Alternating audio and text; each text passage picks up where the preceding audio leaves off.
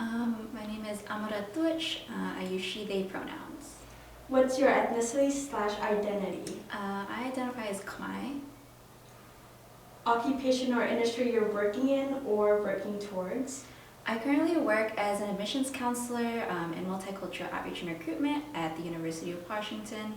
But I am somebody who is looking to do or be like an educator in the future.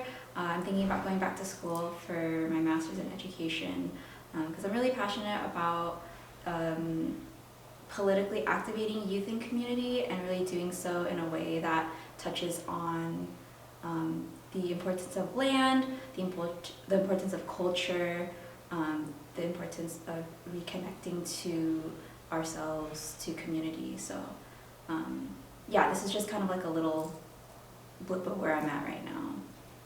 What ethnicity or race have you been mistaken as, and can you share a story or example?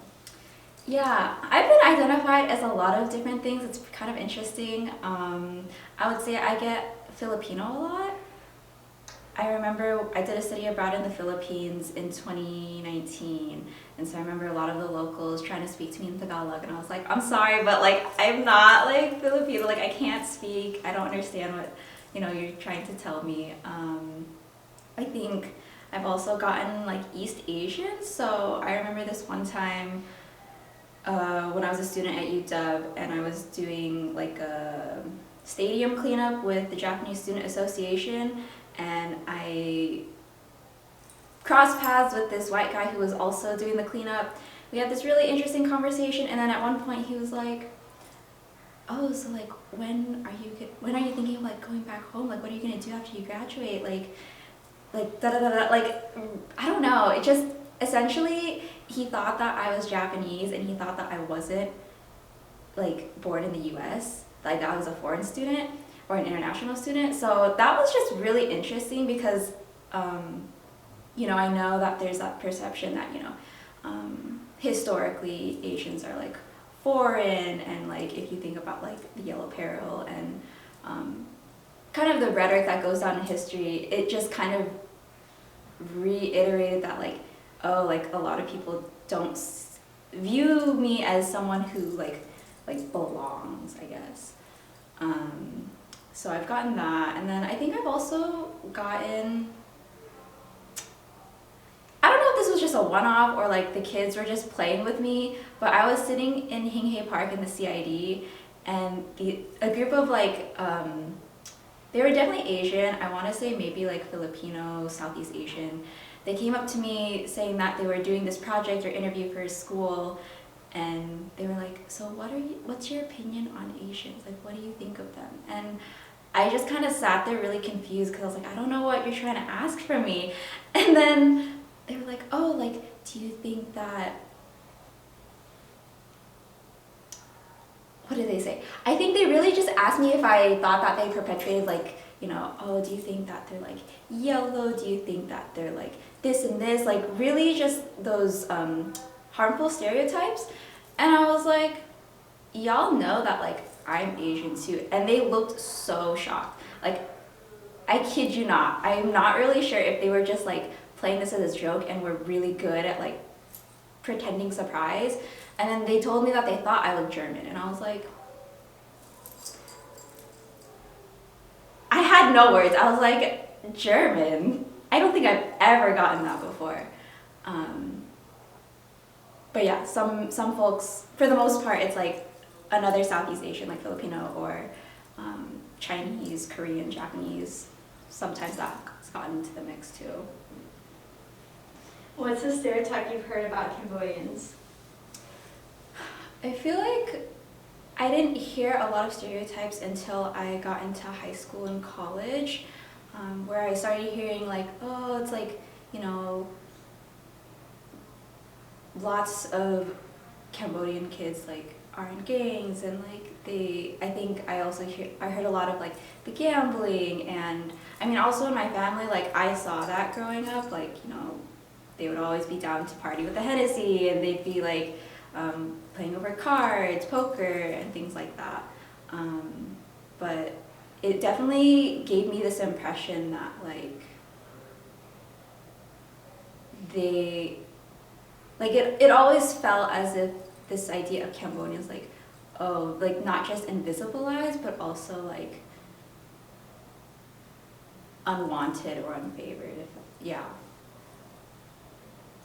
What does your family call you? Any nicknames? I get Bong a lot because I'm the in my family, I'm the oldest sister. And then I have like a lot of like nieces and nephews. They also shorthand my name, so instead of Ammara, they call me like Am. And this is mainly with my my first cousins.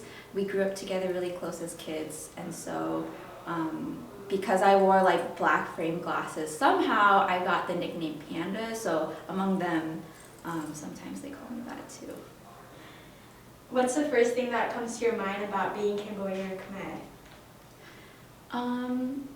I think for me, in the place that I'm at right now, I feel like I think a lot about land. I think about interconnectedness. Because I think for me, like my identity with Khmer, there's something really beautiful about how our culture is so interwoven with land, like from the birth stories of the Naga and understanding that, you know, Khmer people are from the Naga, like the sea serpent. And then also, you know, looking through history and how we were and are like an agricultural society. We were based off of that, and like our dances even, you know, represent the different cycles of life, you know, from the leaves, the trees, flowers. And I think for me too, like I recently learned about, or have been learning, my own family history. So I discovered that like my grandma on my dad's side, and also now my mom's side of the family, has had knowledge of like herbalism and like plant medicine. And so it's just thinking about like kind of like there's this sense of magic, there's this sense of like we've always been like healers, and so something that has really resonated me in like my own journey of growth and like self-discovery is really like leading into like what does it mean to be connected to land, and how do we like access this magic and this healing that, you know, we've always had. So I think that's what really comes to me when I think about it.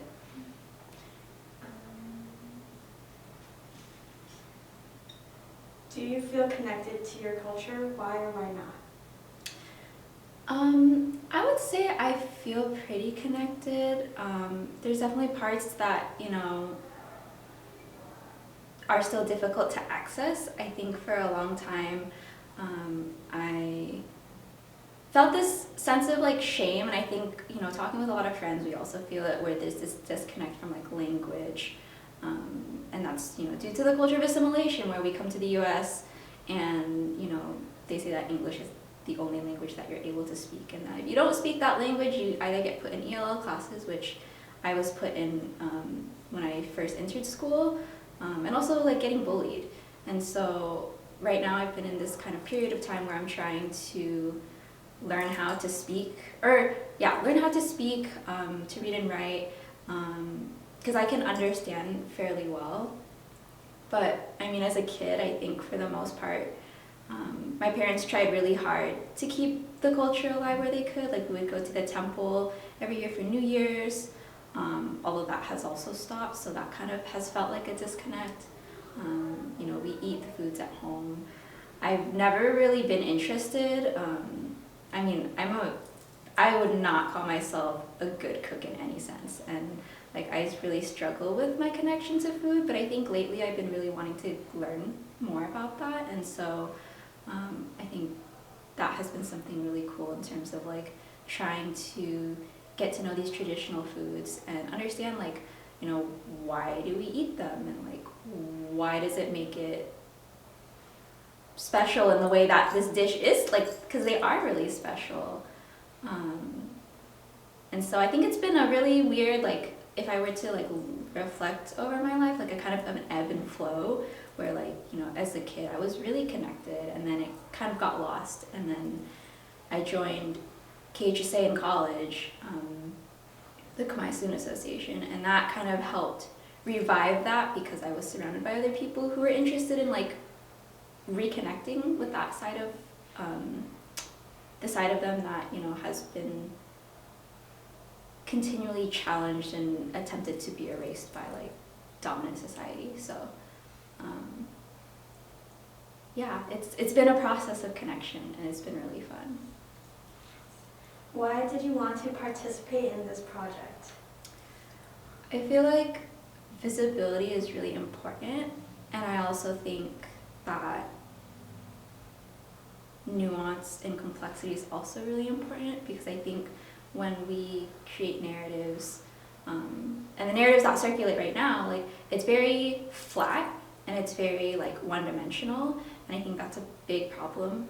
I'm an ethnic studies major as well as a bio major, so like I'm really passionate about honoring multidimensionality and understanding that there's so many intersections when it comes to communities. Like nothing is ever a monolith, but oftentimes that's what happens, and then that's really the root of how a lot of violence gets perpetuated. So I think part of me was like, I want to be more involved in, you know, creating visibility for the Khmer community, as a community organizer who's been really involved in community for a number of years, and also just to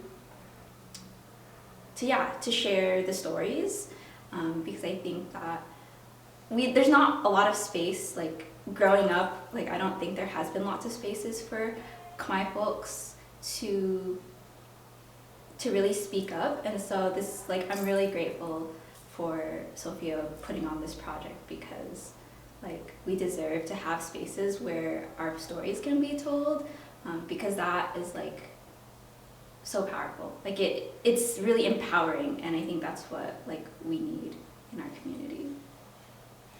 Fun fact you want to share about you or your culture? Oh man, I'm so bad at fun facts.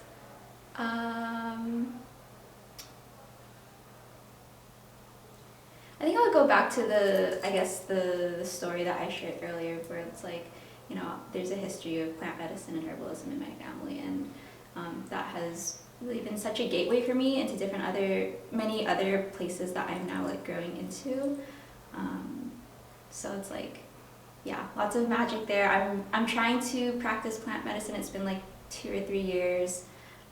My cousin has an apothecary plugging in Neri Alchemy. Y'all should check it out. It's incredible medicine made with lots and lots of love.